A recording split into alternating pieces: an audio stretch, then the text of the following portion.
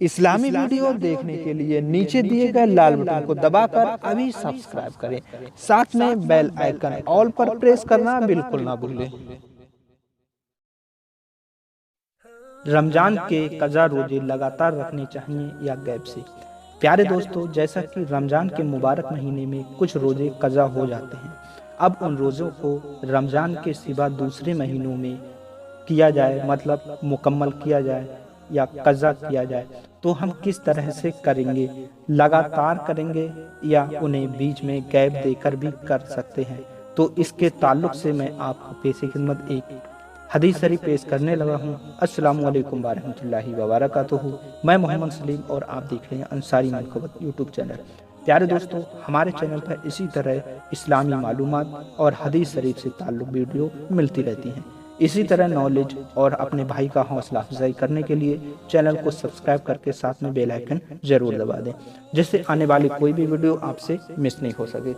तो नाजरीन, आपसे इस वीडियो का करता हूं आगाज। रमज़ान के रोज़े की कज़ा वाजिब है और इसमें वसाअत रखी गई है।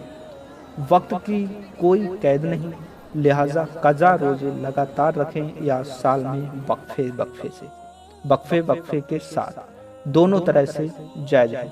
तो दोस्तों, जैसा कि आपके सामने मैंने ये हदीस शरीफ पेश की, बताया गया कि रमज़ान में किए गए रोज़े की कज़ा हम किस तरह से कर सकते हैं, तो इसकी कोई भी शर्त नहीं है। आप कज़ा रोज़े लगातार भी रख सकते हैं, इसके सिवा वक्फे से भी रख सकते हैं, मतलब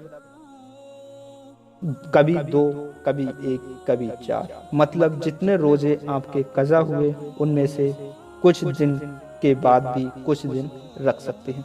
तो नाज़रीन, आज की वीडियो में बस इतना ही था। आपको ये वीडियो कैसी लगी?